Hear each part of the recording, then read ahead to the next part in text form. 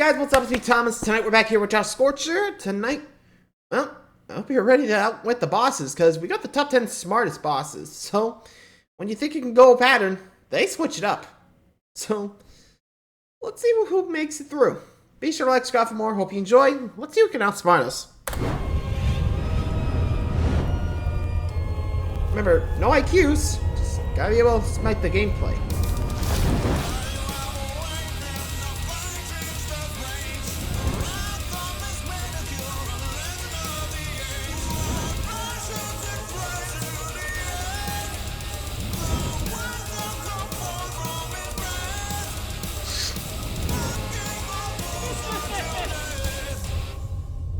Go. Captain, they've adapted. What qualifies as a smart boss exactly? Your usual big brain mad scientist slash double agent figure? Sorta kinda. Being a bit of a brainiac doesn't hurt, but there's a lot more to it than just that. For this list, I'm talking about the bosses that learn how you play and can adapt, forcing you to adapt. It's not enough to be tougher than the toughies. You also gotta be smarter than the smarties, sharper than the sharpies, and be able to beat them at their battle of wits or games of cat and mouse. As for the qualifications, puzzle bosses do count, but they have to be intentional. The fight with Lysandaroth should be with combat, not Bejeweled. Other than that, the true measure of a smart boss can stem from how long it takes for you to learn the trick, or how hard the fight is even after you figured out the said trick. A lot of bosses might need you to memorize attack patterns, so seeing how hard / easy it is to learn the patterns also qualifies. But it has to actually have a deliberate pattern. If it's utterly random and can't be deduced or planned for in any way, it doesn't qualify. Really? No randomizing bosses. Alright. First up, number 10. If a tongue appears over my shoulder at any point in this segment, run.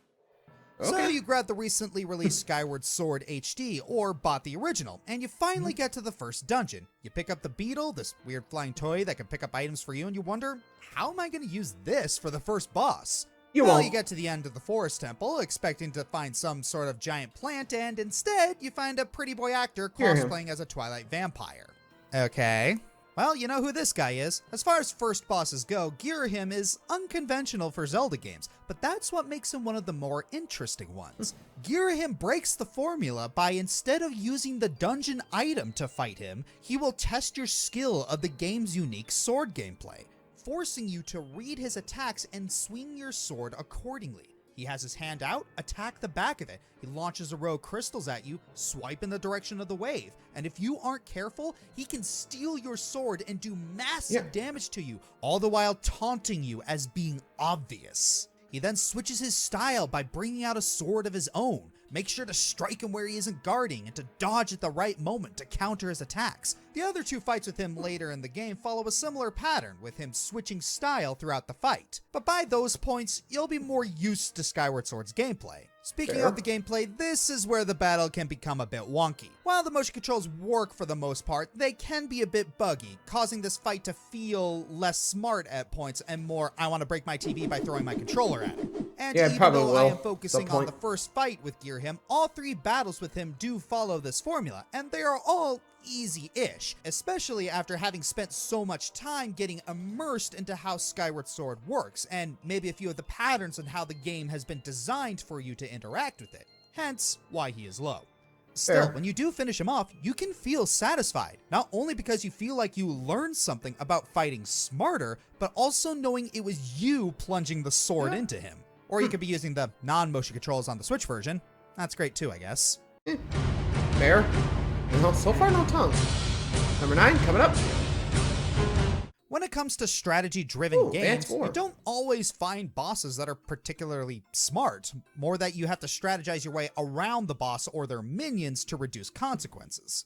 Pikmin, for instance, puts you on the spot to collect resources, build pathways, and defeat enemies all within a time limit every day. While the bosses are mostly straightforward obstacles, there is one that puts all the strategic factors of Pikmin to good use. I want to side like that. The Plasm Wraith is the final enemy you encounter in the main story of Pikmin 3. It resembles a certain piece of nightmare fuel from Pikmin 2 and doesn't behave too far off. As you traverse the formidable oak to escape this blob, you gotta carve open your path by tearing down obstacles and removing the enemies on your way. The Wraith will chase you so long as you have Olimar in tow. You have to use that to your advantage and command your leading captain to distract the Wraith while the other captains investigate the oak and build their paths around it. As the oak is a pretty big area, you're not going to be able to save Olimar in one go, which is why it's important to plan your way around the level and build the shortest routes to save Olimar faster the next day. Doing so should net you more time when you start going face to face with the Molten Roast Turkey. Yes, the Plasm fight is straight to the point, but it's not without a few curveballs. You gotta hit it until it splits apart and destroy the droplets to permanently damage it. It does adapt to your attacks and forms defensive measures like using elemental shields to protect its core and flying in the air to avoid being flattened by the rock Pikmin. As long as you carry a balanced team of Pikmin with you, and not get them all killed at once, the fight shouldn't be too complicated. While the battle is slightly above average fare as far as Pikmin bosses go, the chase sequence against the Wraith was a really intricate take on Pikmin's core gameplay. You have to apply resource management and hazard clearing to grant yourself ample time to fight this boss. Granted, it'd be better if that much critical thinking was put into the whole battle, but hey, how picky must one be with their golden prey? I guess with the chase, they figured, oh, might as well just keep it straightforward before you do away with fans. In a way, Insomniac's Spider-Man is Marvel's own solution to the Batman Arkham series. Yeah, you'd have to be blind to not see the similarities with the combat and open-world gameplay. And yet, Spidey manages to create its own fresh identity thanks to its heavy emphasis on story and characterization, as well as its notably brighter atmosphere. Honestly, the only reason no Dark Knight here, just a friendly neighborhood Spider-Man was that none of the bosses stood out in the other categories. Until now, that is. Name's Taskmaster, and Merc. you're about to get taken to school. Meet Taskmaster, a trained assassin and tactician able to mimic any of his opponent's fighting styles almost flawlessly. And this time around, he's set his sights on the Web Slinger. You actually encounter him twice in 2 side missions, and each one starts out with a series of challenges to test you. And the whole time, he's studying you, your techniques, your moves, everything that makes you tick. After completing enough challenges, he comes to take care of you personally. And sure enough, he's a fast learner. He's mastered most of your moves to the point where he can counter them and is basically immune to your web attacks. He's also a heavy hitter, which really doesn't help. What's even more frustrating, you technically don't even beat him in the first round. The minute you have a bit of an advantage, he yeets out of there smoke bomb style to study you more. Okay, yeah, that's kind of a wuss move, but to be fair, it is playing smart. Retreat while you're still ahead and bulk yourself up for the rematch. Fortunately, beating Taskmaster isn't really rocket science. Just keep your distance, avoid attacking directly until you can stun him, and have plenty of throwable objects handy. Yeah, the fact that it's not more challenging to smite him and that he's a bonus boss is kind of the reason he's so low on the list. Still, gotta respect a villain who takes the initiative to try and outclass a hero with their own moves. Anything you can do, I can do better. I can do anything better than you. Pretty much with Taskmaster. I don't think it's really his ability, or at least his power. I think it's more along the lines of, I think it's a condition, like a photographic memory. Yeah, but still cool to see, Spider-Man getting some reputation. Anyway, moving along, let's see what's next.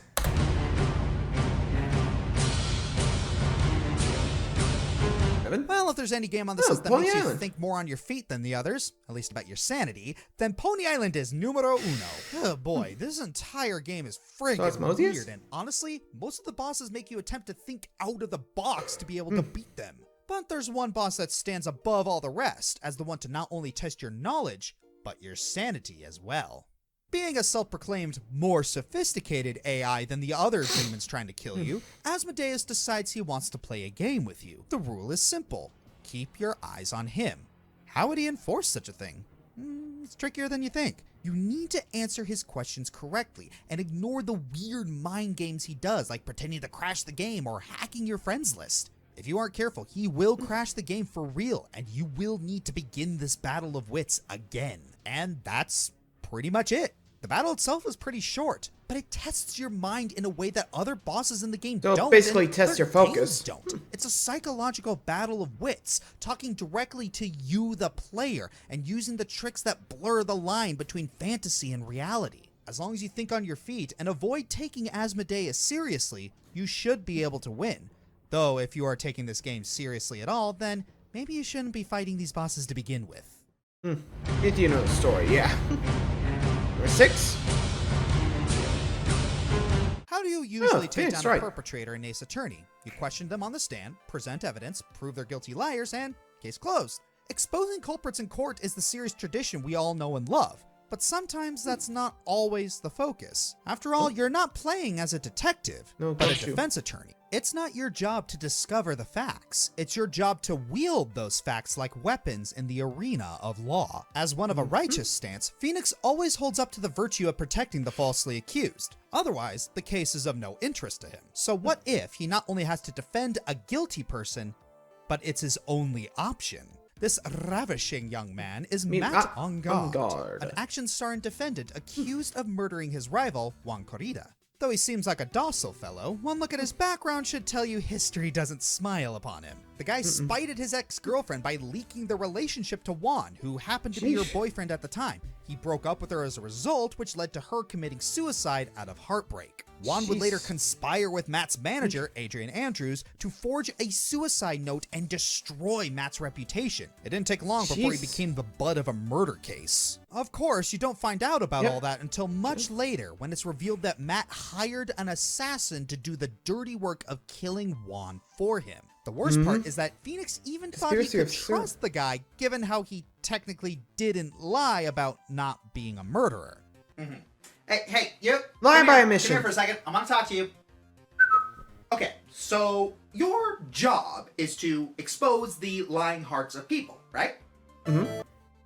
Okay, now, correct me if I'm wrong, but isn't inciting someone to murder still a degree of murder? So, he's still alive. And let the record show you have reacted before during lies of omission. That is true. Are you just picking and choosing things here? Sounds about right. At that point, Oof. Phoenix would have just Plus, dropped he the did case. just get us, Here's so I the don't think he catch. could. Matt's assassin, Shelly the Killer, holds Maya hostage as leverage against Phoenix. So either Phoenix Basically, complies with Matt his goes defense, free or Maya's he dead. loses the person he holds dearest to him. Knowing Phoenix, he couldn't just accept the routes presented to him, so he has to find another way around. And turns out, there is one. Matt has planted surveillance in the crime scene as he intends to keep the killer on the ropes. The killer is not aware of this, and it's up to you to prove it to him. With the evidence at hand, as well as reinforcements passed down by the police, you have to deconstruct the last of Matt's schemes. But what happens if you make even one mistake here? Well, the judge will accept the killer's testimony as valid and declare Matt innocent. While this does mean Maya is saved, Andrews is found guilty in return, and Phoenix leaves the court forever, unable to deal with the shame he brought on his virtue to save the innocent. The cheering gallery that's normally a sign of victory suddenly felt really twisted, knowing this is what it led up to. Bummer, dude. But should you convince the killer that he was betrayed, he releases Maya, promising that the man who turned his back on him shall be his next target. That's when you finally get to see Matt's broken, terrified look as everything's gone down. Your plan's done, On Guard. He doesn't want to go to prison, but if he goes outside, he's good as dead. After all that stress he put you through, you get the sheer bottomless satisfaction of seeing him pay twice the price of anguish. Guilty!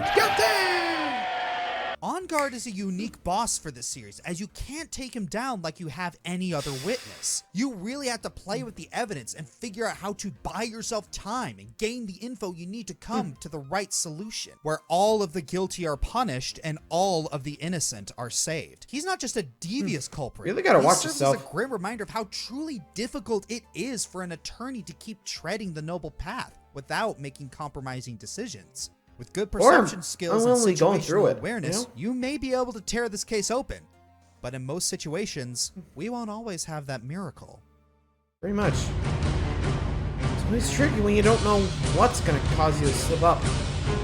Oh, hi, Okay. Persona. Considering that this series is the spin-off to one of the hardest JRPG Shin series of all Megami time, Tensei. eventually became its own series that now overshadowed the original Shin Megami Tensei series, mostly due to Smash Bros. And Persona 5 being accessible, and I need to stop talking because of this stupid run-on sentence. Womp womp. Anyways, Persona tends to be harder than the usual Final Fantasy or Dragon Quest games, so it isn't surprising Depends that how there you are a play. few bosses that would be a bit smarter than the rest. Well, what about the shadow self of your team's smartest character? Well, How'd not you part do of the team yet. When Naoto is kidnapped in Persona Naoto's 4, your she guy. has already portrayed herself as the super smart detective Herald, the detective prince. Mm-hmm. So it makes sense to expect the shadow self of her to be just as smart. And, well, she is, but she also acts like Maybe a a toddler s- to represent Naoto's self-esteem and inferiority issues. So what makes Shadow Naoto smart? Well, she has the ability to target your party's weaknesses and adapt accordingly. She has access to every elemental spell at its highest levels. She can use Heat Riser to boost her status and uses moves such as Debilitate to weaken stat, Dekaja to nullify boosts, and Element Zero and high-tier elemental spells with her weakness targeting AI would be difficult If you're on not its own. careful, you're But gonna she get hurt also hard. has a status move called Galgalim Eyes, which can reduce someone's HP to 1 and cast Enervation on them, which halves stats and makes a character forget a move when selected.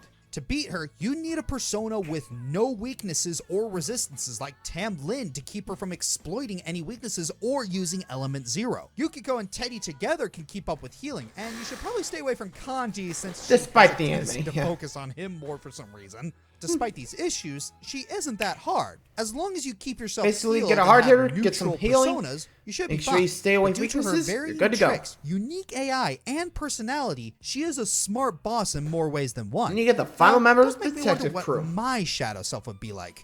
Maybe something with water. Oh, Why do I feel a cold chill all of a sudden? that's fine. That sounds about right.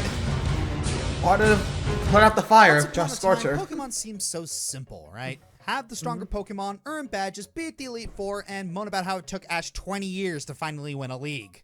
Yeah, all that changed around Fair. Gen 3 when they started putting a heavier emphasis on competitive play. And as with Yeah. most competitive strategy games like Yu-Gi-Oh! Or Magic the Gathering, gamers can optimize some pretty bonkers win strats. This is the Okay. inspiration behind number 4. Oh yeah, the Battle Frontier. Brains. Just when you thought the Battle gym leaders Frontier. or the Elite Four were the creme de la creme, enter the owners of the Battle Frontiers, and they take competing to a whole new level. They each occupy a different arena like Battle Tower, Battle Factory, Battle Ready Armor. You get the gist. And each building has a different gimmick that'll test your ability to adapt, like having to adjust with rental Pokemon instead of the team you've grown attached to, or having the monster battle on their own with no input from the trainer. I'm gonna Oof. enter my Cyndaquil in the Battle Palace. What could possibly go? Yep. Yeah, Wah, don't even wah. think of taking on the brains unless you're 100% prepared, because Arceus knows these guys are. They got status moves to throw you off your game, items to up their team's performance, and bulked up Pokemon with amazing type coverage. And I know what you're thinking. Can't I just throw a legendary at them because legends are awesome sauce? No. Most of them have you leave your legendaries at the door. And I think we've all learned by Wah. now that spamming legendaries a good trainer does not make. Seriously, look up any video with Salty and Pokemon Showdown in the title and try to convince me otherwise. Yeah, most of the Frontier battles boil down to endurance fights, but all the gimmicks and tricks are designed to teach us about how the Pokemon battle system really works. It's not just about having a stronger team anymore. Now, it's about playing smart, learning to adapt, figuring out tricks in the system, and taking the cautionary steps to aid you as you claw your way to the top. To put it bluntly, you either gotta have the brains to take on the brains, or Get out of the way! Yeah, basically, if you want to try to get into like the Pokemon like meta, I guess, go through the Frontier Brains. You'll basically have the same experience. You know, and actually, I think it actually serves as a good way to like train up and figure out, okay, what strategies could work against certain types. You know, I'm surprised Pokemon hasn't tried doing that nowadays. I think they were kind of worried, like, okay, yeah, I think we have plenty, so I don't think we'll need that Battle Frontier anymore. Fair enough, but hey, to each their own, right? Moving along. Number 3. Let's go. Final 3.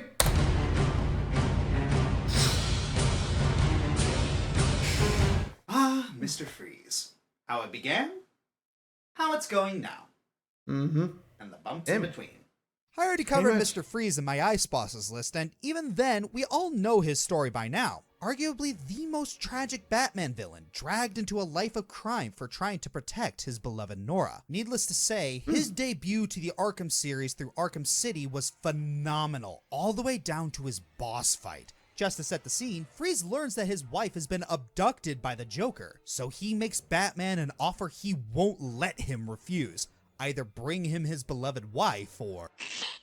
Naturally, this failed Death or negotiation Nora. turns into a deadly game of hide and seek. And this is honestly the most terrifying boss fight in the game. You have to keep out of Freeze's sight for as long as you can because taking him head on would be suicide. Then, when opportunity knocks, you've got to use one of 12 different techniques to incapacitate him, beat him down by a bit, and then quickly move out of the way while he recovers, all until his health bar slowly depletes. Even with barely enough legroom to hide, sounds pretty straightforward, right?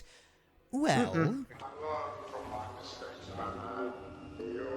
He's not kidding either. Each tactic will only work on Freeze once. After that, you've got to up your game with new strategies because he's definitely upping his. Even without learning from his mistakes, Freeze has a few tricks of his own. He can scan your footprints, call on heat-seeking drones to sniff you out, and can even jam your detective vision so you can't see him coming, meaning any corner you turn could end with you staring into the cold eyes of death. Overall, this brawl really highlights what makes Freeze one of the best Batman villains of all time. It's dangerous enough going head to head with him, but the fact he's so easily adaptable makes him nearly unstoppable. And keeping in mind how you've only got so much space you can hide and escape to really adds to the tension of the scene. The keyword being nearly unstoppable, because if you can figure out all the different tactics to knock Freeze off his feet each time, you can survive. It takes slightly longer depending on your difficulty level, but doesn't that make it all the more satisfying when you finally pummel this broken man with nothing left to lose?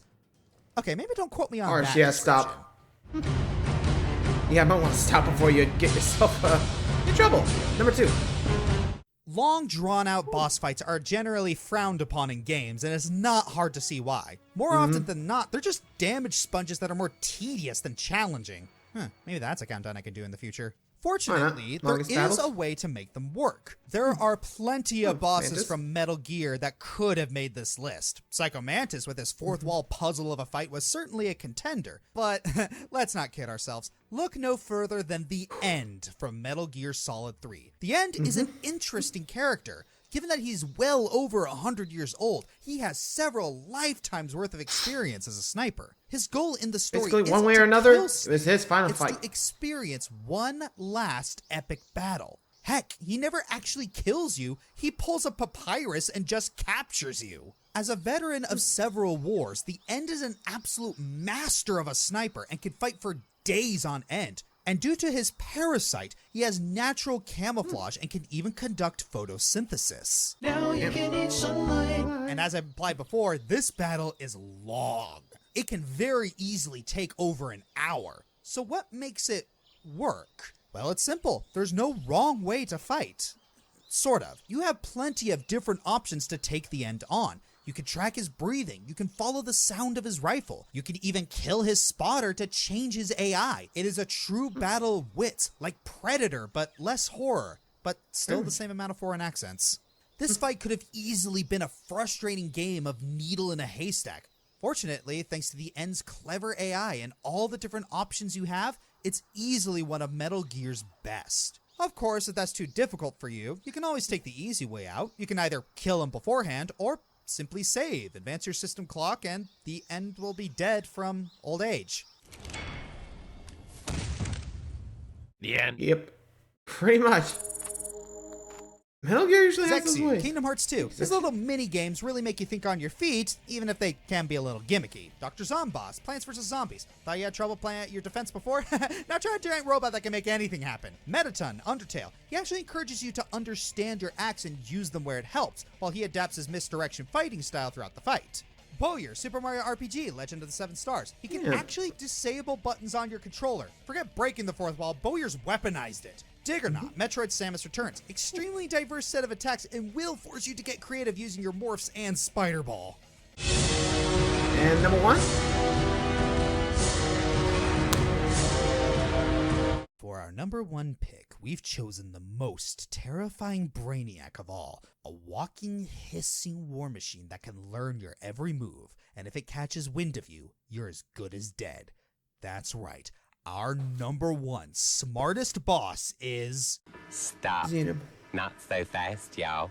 Okay, that killed attention. But don't worry, play this game enough and you'll get that Alien tension back Isolation. easily. Any sci-fi horror buff will recognize the xenomorphs from the Alien franchise. A biological weapon created by another alien race that's meant to adapt at a rapid pace despite the environment or hosts. Arguably the most dangerous creatures in the universe, and in Alien Isolation, you gotta go head to head versus one of these slender beauties and make it out alive. And you can't kill it. Isolation thrives on the tense, unnerving atmosphere, and the xenomorph stalking around the ship looking for its next prey cranks that tension up to 20. You'd think sneaking around a lanky alien would be easy, right? Except this baby breaks the mold of your typical bad guy AI. It isn't scripted. Instead, it has 2 brains in its programming, one to control the alien and the other to feed it information to adapt to the environment, generally point itself in your direction, and keep 1 step ahead of you. Yes, the game Basically is a so chess match. masterfully manipulative, it is constantly tailoring the alien to you. It does this by inferring how stressed you are from subtle ways that you play. That's right, you don't need to just analyze how the xenomorph works, you need to analyze how the game works, and for that, you need to analyze yourself. How do you usually react to oral or visual stimuli? Is your default instinct fight or flight? How often do you check the xenomorph's location? How much time do you spend being cautious? Do you favor a specific hiding spot? You're not always sure what the game is telling the xenomorph about you. This makes the xenomorph a very daunting obstacle, but for the players who are brave enough to face the danger, it awakens something. This is a program, lines of code, Basically a game, an AI. something made to be beaten. At some point, the player realizes, this bastard ain't smarter than us. if the xenomorph is nearby, you're not always doomed. Sometimes if the AI detects you're too stressed, the xenomorph could just leave you alone. After all, if you're too stressed all the time, horror ceases to be fun. Dying, especially, is almost never fun, one of the biggest reasons being it can severely break immersion. This little bit of mercy by the game can be taken advantage of. This knowledge introduces a little bit of hope as well. You realize it is possible to outmaneuver the xenomorph, but you've got to be unbelievably careful and, most of all, quiet. You need to be cautious, but also quick. You must learn constant situational awareness. You must familiarize yourself with the layout of the rooms as you go, spotting and memorizing hiding spots and escape routes, getting clever with whatever tools you can scrounge up, being good with both long-term strategy and thinking on your feet. With enough time and practice, by the end of the game, the smart move becomes pure instinct, survival instinct. When it comes to game immersion, Isolation has made it as real as it can get with an alien that can realistically learn and adapt the further in we go. What made it so scary was how smart it actually was. Couple that with the tense, claustrophobic atmosphere, and we may have a game almost on par with the original movie genre by forcing you to live through it. I'm the fiery Joker, and... Right, that's it. Time to burn the house down. Pretty much. Yeah, I probably... Okay, going to get the bomb. Or nuke. Actually, maybe not the nuke. Yeah, I'd probably get there and go over too. Yeesh, I ain't dealing with that shit. Yeesh, I don't think I would have handled that game, because frankly, I don't think my heart could take it. Anyway, hope you enjoyed that one. Till next time, like, subscribe for more. See ya.